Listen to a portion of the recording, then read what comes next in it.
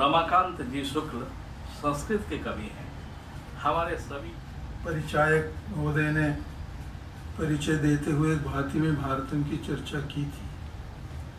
उसके 2-3 पद सुनाता हूँ, उसके बाद और सुनाऊंगा।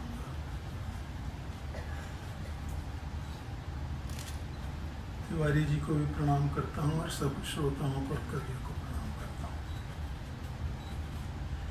भांति का मतलब है अच्छा लगता है। मैं माने मेरा, भारतम माने भारत। भारत को आप देखेंगे तो इतना बुरा लगेगा, फिर देखेंगे इतना अच्छा लगेगा। अब आपकी दृष्टि है, छोटी सी चीज लेनी है तो अच्छा देख लीजिए, विस्तृत देखनी है तो बुरा बहुत कहिए। वो हमने दोनों एक कविता लिखी, इसमें अच्छे वाली बात भाति में भारतम, भाति में भारतम, भूतले भाति में नारतम भारतम। नारतम माने अनारतम, फॉरएवर।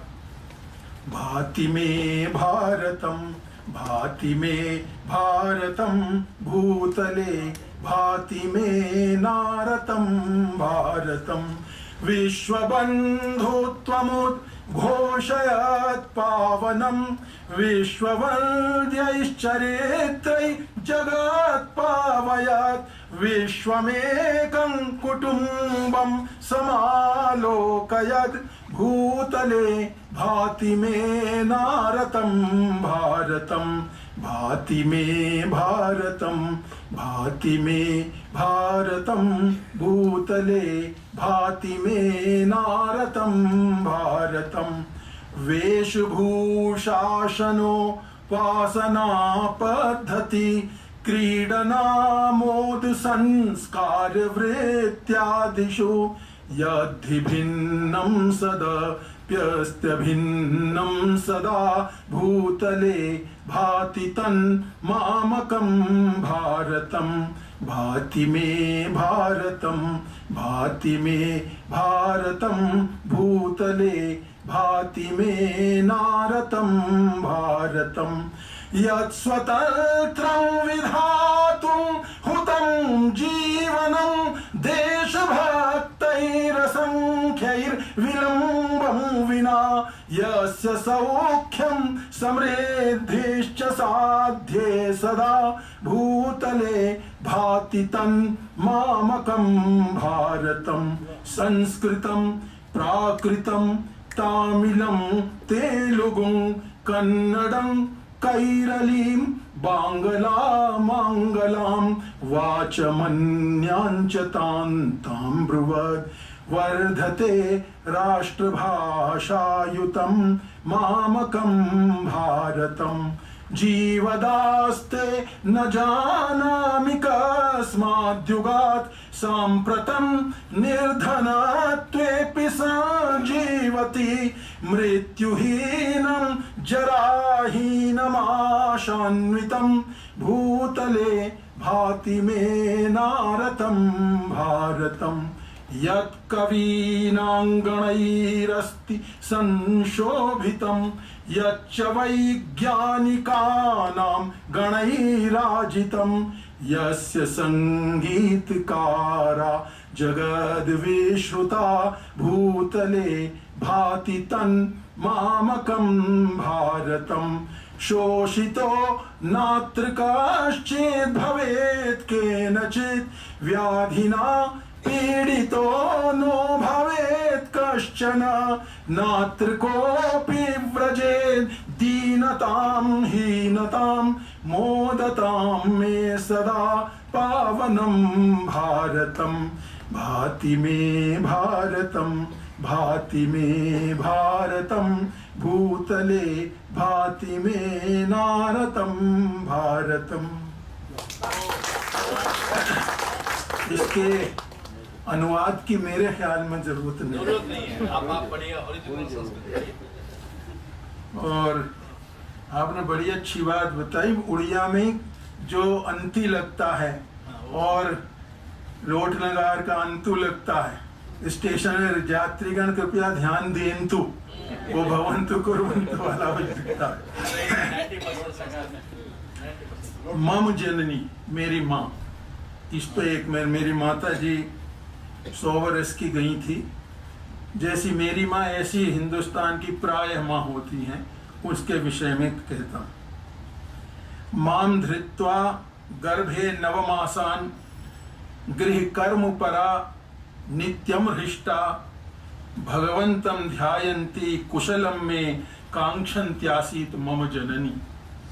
मुझको 9 महीने गर्भ में रखा, काम भी करती थी, भगवान का ध्यान भी करती थी और मेरी कुशल चाहती थी मेरी माँ। माँ मजी जनत वात्सल्यमयी सोढ़ा प्रसवस्य पराम पीड़ाम मामपायत स्वीयम स्तन्यम मम पुष्ट्यै तुष्ट्यै मम जननी।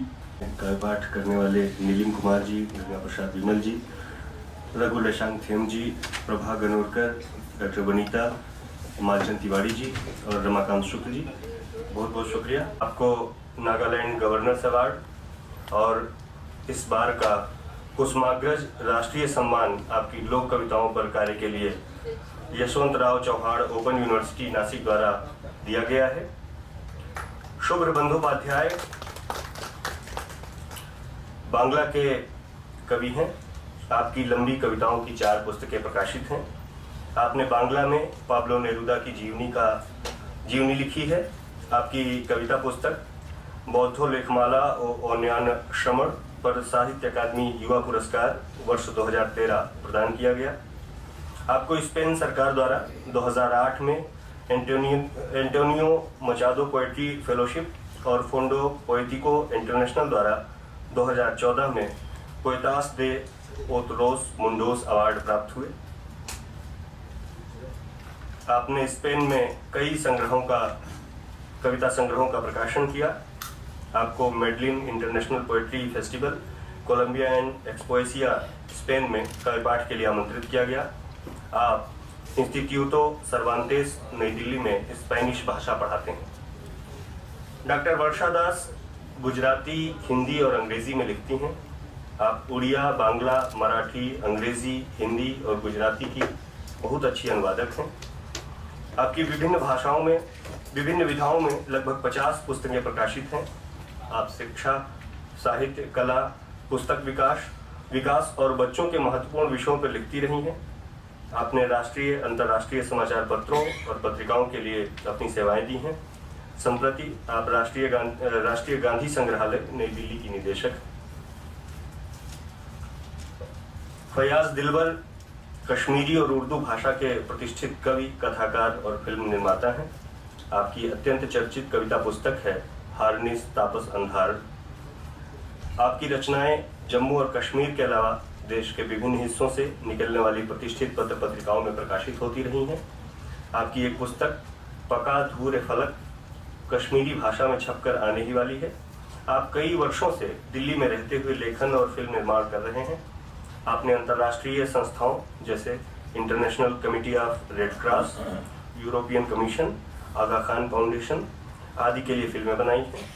आपने दूरदर्शन और प्रसार भारती के लिए पिछले 20 वर्षों में कश्मीरी और उर्दू दोनों ही भाषाओं में बहुत सारे टीवी धारावाहिकों का लेखन और निर्देशन किया है। अभी डीडी उर्दू के लिए आपने 1857 की मशहूर स्वतंत्रता सेनानी अजीजन बाई के जीवन पर मेगा सीरियल का निर्माण किया है।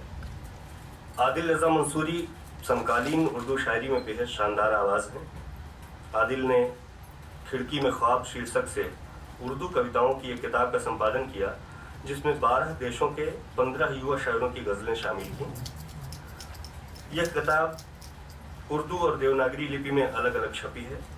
आदिल रजा मंसूरी उर्दू की त्रैमासिक पत्रिका इस्तिफशार के प्रकाशक और जनाब शीनकाफ निज़ाम साहब के साथ संयुक्त संपादक हैं। आपको काबिलोग राजस्थान के प्रतिष्ठित मानस मराल सम्मान 2015 से नवाजा गया और आपको अनेक प्रशस्ति पत्र और पुरस्कार कई संस्थाओं से प्राप्त हुए हैं। Sahitya Akademi president doctor Tiwari and Secretary Dr. Rao for giving me this privilege, and also to the audience for being here to encourage the last lot of the day so that we all can perform well. it brings to mind a saying from my own village. Ami dangna ami le tening sang kichero or tetus kichero. That means it's only man who can give the strength, inner strength to another man. It is something which is not bought. That is why we value your presence, and we hope that the poets lined up on the dais will bring us a fair to put a fitting end to these days' great poetry readings and interpretations in other languages also. And this is a time for the statistics to be a bit wobbly in the academy. So because I did not hear, I want to tell you that I've also got an award from the academy, even if I say so myself. Thank you, Sahitya Academy, for inviting me here this evening. I would like to start the reading with two small poems dedicated to Safdar Hashmi. I'll read the first one in Bangla. It's called উপস্থিতি বিষয়ক। ভাঙা নয়, তবু কাছে ঢাকা ভিজে রাস্তায় হাঁটছি আমরা। কেন মুড়ে রাখতে হয় প্রশ্নচিহ্ন কমে আসা বিকেলের গায়ে জমা হিমেল। শব্দহীন গিয়েছিস তুই, তোর জায়গা নিয়েছে শান্ত, আর তোর নাম নেই কোথাও, শুধুই উপস্থিতি। About absences. It's not broken yet. We are walking through a grass field covered with grass. Why do we have to hide the dew on the bodies of questionless evenings? You moved away without saying anything.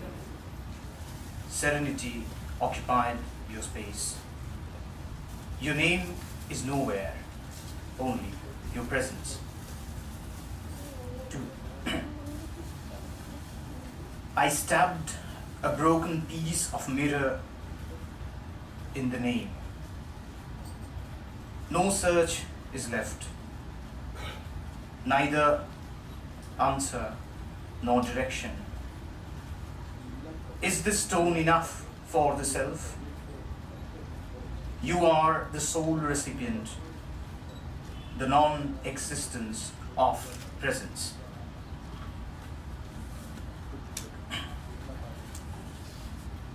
Dog days.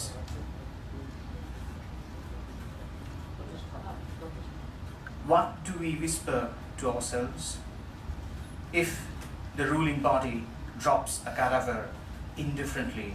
My friends in the city do not believe that.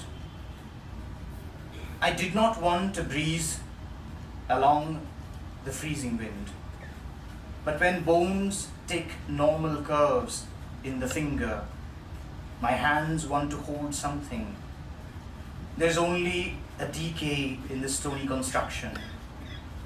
What do these dog days find scratching the dusty roads on my chest?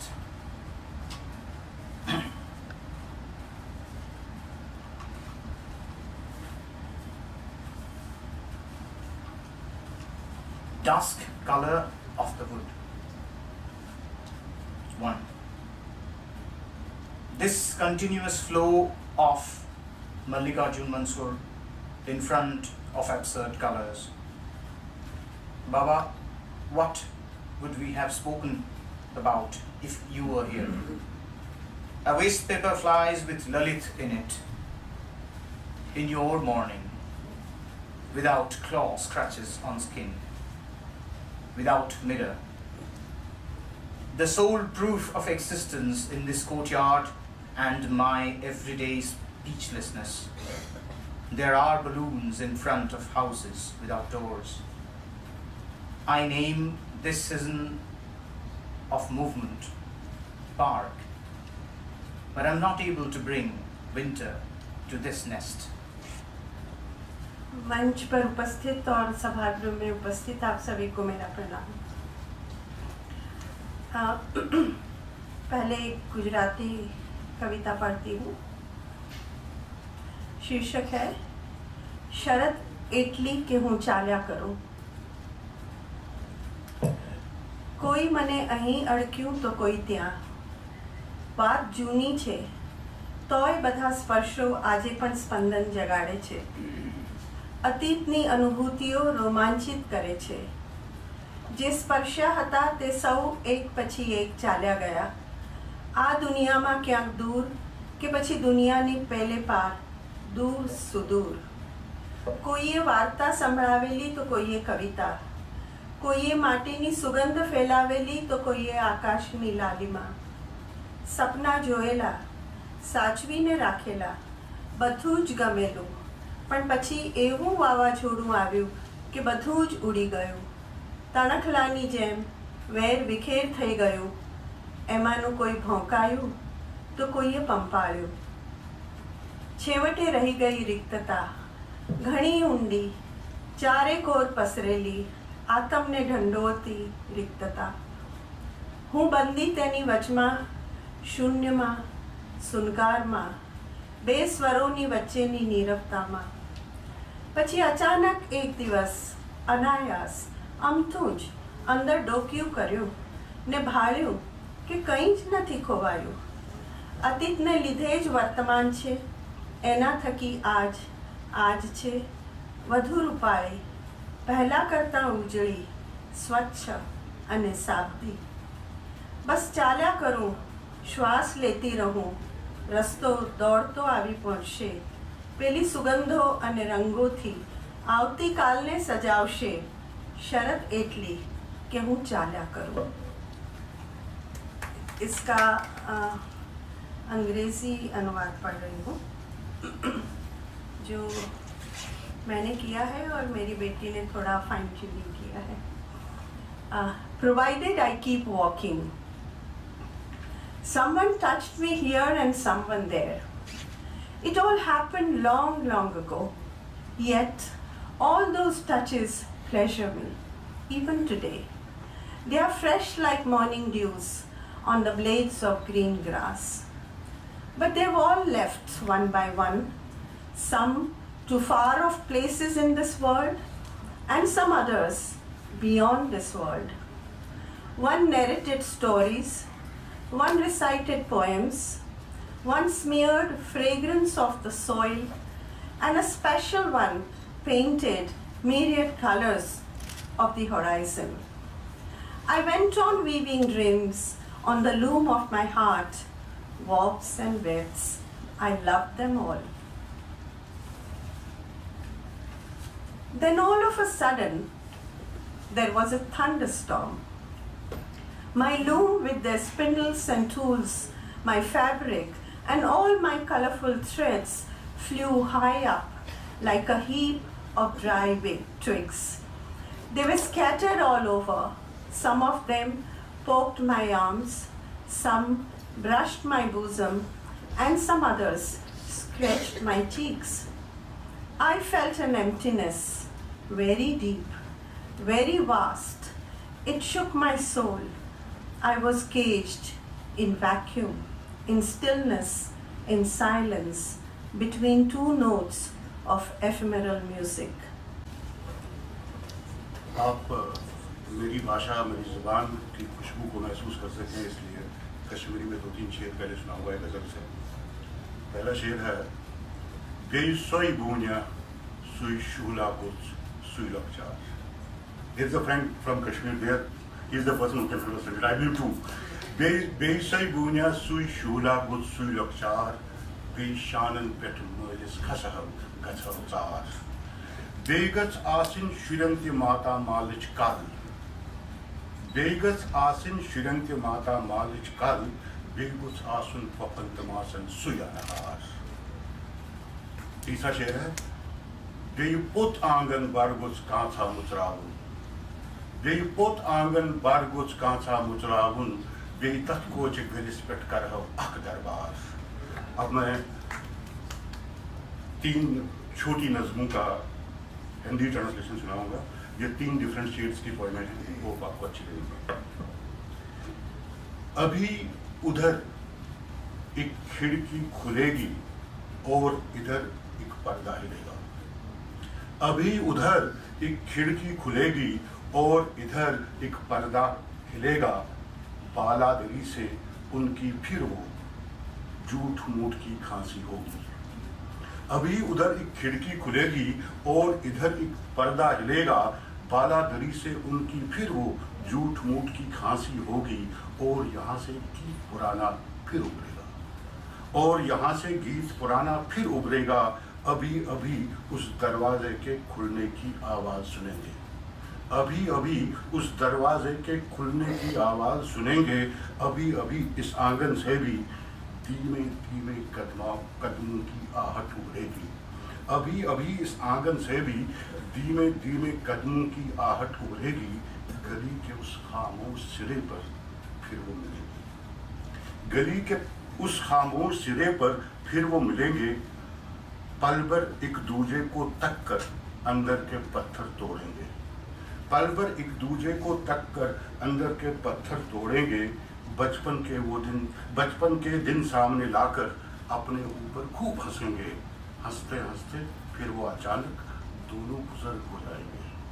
हंसते हंसते फिर वो अचानक दोनों बुजुर्ग हो जाएंगे और नया लहजा उभरेगा। बीबी मायके कब आई हो? और नया लहजा उभरेगा। बीबी मायके कब आई हो? सुना है बिटिया पास हुई है। उस तरफ का मौसम अब कैसा है? यहाँ तो कल फिर क्रैकडाउन था। एक बात पूछूं, सच बोलेगी? मैंने सुना था बहुत तू खुश है, फिर चेहरा क्यों मुरझा सा है? सुनकर उसकी ये सब बातें पल भर वो देखेगी उसको सर से पांव तक। फिर एक ठंडी आह भरेगी। फिर एक ठंडी आह भरेगी। दिल से निकली सारी टीसें लब पर आकर शब्द बनेंगे। अपने आप को भी तो देखो। एक बात पूछूं, सच बोलोगे? अब तक भी सिगरेट न छूटे? एक बात पूछूं, सच बोलोगे? अब तक भी सिगरेट न छूटे? चाय की आदत भी वैसी है, मना नहीं करता है कोई। देखो हालत कैसी की है। मेरी कसम है, मेरा मानो, मेरी खातिर ये सब छोड़ो और जरा ये दिल से सोचो। मिलन नहीं है जो किस्मत में, उम्मीद तो बाकी रखनी है ना। नमस्कार। सत्र की अध्यक्षा आदरणीय टेमसुला जी, सभी पोएट फेलो, सभागार में उपस्थित सभी श्रोतागण और साहित्य प्रेमियों, आप हर किसी को अपनी मातृभाषा प्रिय होती है, मुझे भी है। सभी भारतीय भाषाओं और विश्व की सभी भाषाओं के प्रति सम्मान का भाव है, अपनी मातृभाषा के प्रति थोड़ी ज़्यादा है। मेरी मातृभाषा की ध्वनि कैसी होती है ये आप जान सकें, इसके लिए 4 पंक्ति की एक छोटी कविता। अभी पिछले सत्र में प्रसिद्ध भारतीय कवि हरप्रसाद जी अनुवाद की बात कर रहे थे। अनुवाद ने एक बड़ा काम तो यह किया है कि पाठ और पाठक के बीच जो भाषाई अनभिज्ञता की बड़ी दीवार खड़ी थी उसको तोड़ा है। तो अपनी शेष कविताएं मैं हिंदी अनुवाद में सुनाऊंगा। छोटी सी एक कविता है जिसका शीर्षक मैथिली में है बखरा। माथ पर इजोतक गमला उघैत बाल श्रमिक, अन्हार में ससैर रहल अछि आ इजोतक बाढ़ि में चोन्हराइत आँखि मीट कर पल भरि सोचैत अछि, एहि इजोतक कतबा भाग हमर बखरा में अछि। इसी का हिंदी अनुवाद है हिस्सा। सिर पर रोशनी के गमले ढोता बाल मजदूर खुद अंधेरे में रेंगता है और रोशनी की बाढ़ में चुंधियाती आंखें बंद कर एक पल सोचता है, इस रोशनी में मेरे हिस्से की कितनी है। पिछले सत्र में आदरणीय शुक्ल जी माँ पर कविता पढ़ रहे थे। मुझे याद आ रही थी कि माँ पर कविता पढ़ना बहुत मुश्किल काम होता है। बीच बीच में उनका गला बेहवल हो रहा था। मेरी भी संयोग से यह कविता है, माँ की कहानी। माइक कथा मैथिली से अनुदित है। इस कोरे कागज पर किसी श्रांत क्लांत आंखों के आंसू की तरह उग आए शब्दों को आप कोई कथा कहेंगे या कह डालेंगे मेरी व्यथा के गीत। माँ के गर्भ, दादी की गोद, पिता के हथजूले से, सास का लिहाज, ससुर से पर्दा, पति के आदेश तक की यात्रा में मेरी माँ ने कैसे ध्वस्त किया होगा अपने स्वप्न महल को। कैसे मुझे टीला बनाने के लिए खुद को खाई कर ली होगी उसने। अपने बारे में सोचने की कामनाएं कैसे भूल गई होंगी माँ। मुझ में एक एक कोपलें फूटते हुए देखने के लिए किस कदर मेरे निमेष निहारती और जागती रही होगी माँ। मुझे कुछ भी ज्ञात नहीं। ज्ञात है मात्र इतना कि गाढ़ी नींद में सोई हुई संतान के मुखमंडल पर मुस्कान की एक रेखा सुललित लगती है माँ को। माँ को सुखकर लगती है संतान के बलशाली और वैभवशाली होने की कल्पना। उसे भाती नहीं कभी अपनी प्रशंसा, अपना परिचय। वह अपने पति की पत्नी और संतानों की जननी होने के तथ्य को ही अपना परिचय समझती है। एक जीवन का अर्धांश बिताकर आज तक मैं यही जान पाया कि गुड्डा गुड्डी का खेल कब के हवा हो चुका माँ के जीवन से। अब थक जाने पर माँ जमहाई अंगड़ाई की तरह याद रखती है। ससुराल की चूल्हा चक्की। माँ की स्मरण शक्ति विलक्षण है। केजी क्लास के बच्चों की तरह राइम्स रटती हुई माँ याद रखती है। सास की भक्ति, ससुर की सेवा, पतिदेव की पूजा, संतानों का लालन पालन। माँ पल पल अस्वस्थ रहती है। माँ कभी खुद को अस्वस्थ नहीं कहती है। Beloved poets from the national languages of India, the aesthetic cream of Delhi audience and the President, Secretary and other friends in Sahitya Academy. I have always been happy and at home whenever I'm invited for the festivals organized by Sahitya Academy. But this time, like many of the writers who believe in democracy and social justice, I too am sad and disturbed like anything. So, all the way from Kerala, I came for this meet, not only to read out poetry, but to express and share the anxiety over the communal fanaticism and that increases day by day, and to remind the communal forces, especially Sangha Parivar and their pro-groups, that the creative psyche of this country must not allow them to hijack the cultural institutions and public platforms of democratic India. For the very India that writes in various national languages, Sahitya Academy should be a home away from home. For me also like that. It is not an office regulated by government policy or their machinery. We all are members of the ancestry of Pandit Jawaharlal Nehru, the great prose writer and the first president of Sahitya Academy, not of the other Nehru, Prime Minister of India. Okay, in a way poets are orphans. Their home is an imagination in language.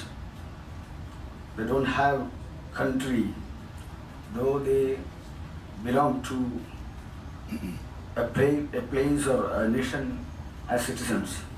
They dwell nowhere.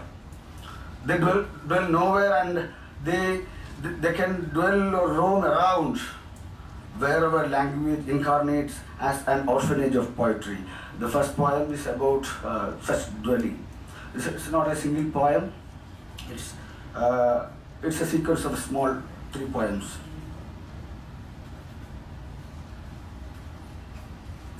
Dwellings. After reading this poem, I will read sing a Malayalam poem. dwellings. The first one, rain. We must dwell in one of those apartments that rain builds suddenly from up above to down below. शाश्वत काव्य के थके हुए श्रोताओं को प्रणाम करते हुए एक दोहे से संबोधन करूंगा। मिलने आया था मुझे बड़ी खुशी की बात,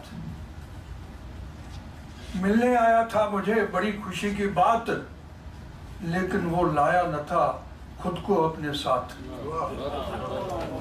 मिलने आया था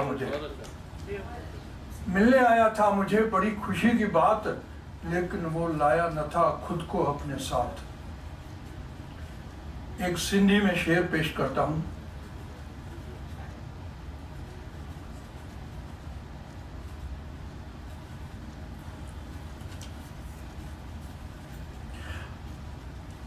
मता शौक हिन जो ही अशार समझी, मता शौक हिन जो ही अशार समझी, गज़ल जे बहाने इबादत कंदो थे। कहीं शौक मत समझना मेरे ये अशार, ये सजदे हैं, ये मेरी पूजा का संसार। कहीं शौक मत समझना ये मेरे अशार, ये सजदे हैं, ये मेरी पूजा का संसार। 3 शेर और सिंधी में पेश करता हूं, उसका अनुवाद साथ में ही। प्लीज बैठ जाइए। विघ्न होता है आने जाने से, ध्यान बंटता है। जख्म एतरा वरना छाखू आया हुंदा, जख्म एतरा वरना छाखू आया हुंदा, मुखे लगे तो अपने यार बनाया हुंदा। इतने गहरे घाव कहां से आए होंगे, इतने गहरे घाव कहां से आए होंगे, लगता है तूने भी दोस्त बनाए होंगे। इतने गहरे घाव कहां से आए होंगे, लगता है तूने भी मीत बनाए होंगे।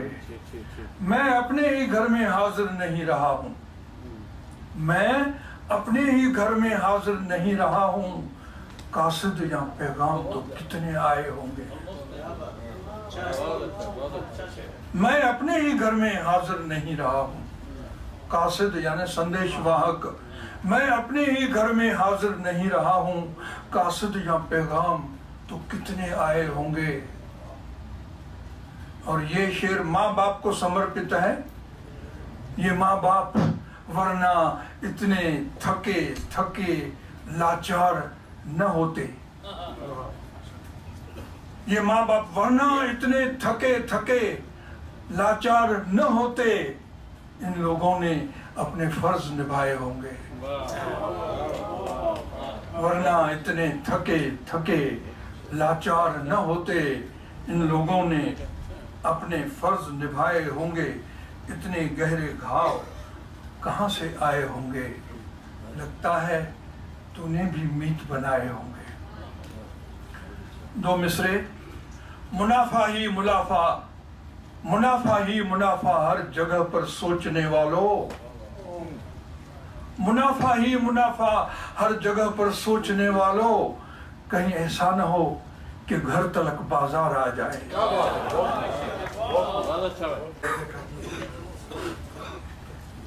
तिवारी साहब, राव साहब और बिलखुसूस अबे तबे के दोस्त कुमार अनुपम, क्योंकि अबे तबे का दोस्त जब इतनी इज्जत से बुलाता है तो अच्छा लगता है। हाल ही ने कहा था कि हमारे बुजुर्गों ने हमारे लिए कुछ नहीं छोड़ा। लक्ष्मण साहब ने भी कुछ ऐसा ही कहा कि गज़ल का माहौल बना दिया, अब मैं नज़्म तक खींच के लाऊं तो कैसे लाऊं। खैर, एक नज़्म का उन्वान है बदला हुआ निज़ाम। बदले हुए निज़ाम में जंगल हो गए हैं शहर, बदले हुए निज़ाम में जंगल हो गए हैं शहर, गली गली घूम रहे हैं शिकारी, सल्ब करते हमारी कुव्वत गोयाई। बदले हुए निज़ाम में जंगल हो गए हैं शहर, गली गली घूम रहे हैं शिकारी, सल्ब करते हमारी कुव्वत गोयाई। चाहते हैं हम उनका कहा दोहराएं, ईको हो जाएं। एक नज़्म है, नज़्म का उन्वान है दो अजनबी। एक पत्ती के टूटने की सदा से सिहर उठा है सहनता पेड़। एक पत्ती के टूटने की सदा से आवाज से सिहर उठा है सहनता पेड़। बेताल्लुक शाख पर बैठी है चिड़िया, नाक के नीचे पड़ा है घोंसला बिखरा हुआ। एक पत्ती के टूटने की आवाज से सिहर उठा है सहनता पेड़। बेताल्लुक शाख पर बैठी है चिड़िया, नाक के नीचे पड़ा है घोंसला बिखरा हुआ। जिसके गिरने और बिखरने की सदा से बेखबर है चिड़िया। मुद्दतों से वो हमारी ही तरह है साथ साथ। एक नज़्म का उन्वान है ज़माना पहले। ये नाम तुमने सुने तो होंगे, कोई है बुद्ध, कोई है गौतम, कोई है शाक्य मुनि, कहीं तो कहीं पर कोई सिद्धार्थ भी है। ये नाम तुमने सुने तो होंगे, कोई है बुद्ध, कोई है गौतम, कोई है शाक्य मुनि, कहीं तो कहीं पर कोई सिद्धार्थ भी है। मगर ये सच है वो एक ही है, ये नाम सारे उसी के हैं बस, जो घर से अपने निकल पड़ा था अकेली शब में ज़माने भर से उदास होकर। ये नाम तुमने सुने तो होंगे, कोई है बुद्ध, कोई है गौतम, कोई है शाक्य मुनि, कहीं तो कहीं पर कोई सिद्धार्थ भी है। मगर ये सच है वो एक ही है, ये नाम सारे उसी के हैं बस, जो घर से अपने निकल पड़ा था अकेली शब में ज़माने भर से उदास होकर। वही अकेला तो है कि जिसने निर्वाण पाया, फिर उसके नक्शे कदम पे यारो हज़ारों लाखों निकल पड़े थे, निकल रहे हैं कि चल रहे हैं। मगर ज़माना भुला चुका है, यशोधरा भी था नाम इसका। मगर ज़माना भुला चुका है, यशोधरा भी था नाम उसका, कि जिसने निर्वाण पा लिया था तुम्हारे शाक्य मुनि से पहले, ज़माना पहले। मैं इस सत्र की अध्यक्ष तमसुला आओ जी को बहुत बहुत धन्यवाद कहता हूँ। शुभ्र बंदोपाध्याय, वर्षा दास जी, फयाज दिलबर, देवशंकर नवीन, अनवर अली, लक्ष्मण दुबे और आदिल रज़ा मंसूरी साहब का बहुत बहुत शुक्रिया। और हमारे आमंत्रण को स्वीकार करके देश के अलग अलग हिस्सों से हमारे बीच आए हमारे अतिथि कविगण, आप सबका मैं बहुत बहुत आभारी हूँ साहित्य अकादमी की ओर से। और बहुत अच्छी कविताएं हमें सुनने को मिली हैं। आप सबके इस आगमन से ही ये समारोह इतना अच्छा हो पाया। हम विश्वास करते हैं कि आगे भी आप हमारे आमंत्रण को इसी सहृदयता के साथ स्वीकार कर हमारे इस कार्यक्रमों को सफल बनाते रहेंगे। मैं सभी साहित्य प्रेमी श्रोताओं का बहुत बहुत आभार व्यक्त करता हूँ और अपने मीडिया के साथियों को बहुत आभारी हूँ उनका। उन्हीं की वजह से हमारी बातें जन जन तक पहुँचती हैं। आप सभी बहुत बहुत धन्यवाद के पात्र हैं। मैं साहित्य अकादमी की ओर से आप सभी का बहुत बहुत धन्यवाद करता हूँ। धन्यवाद।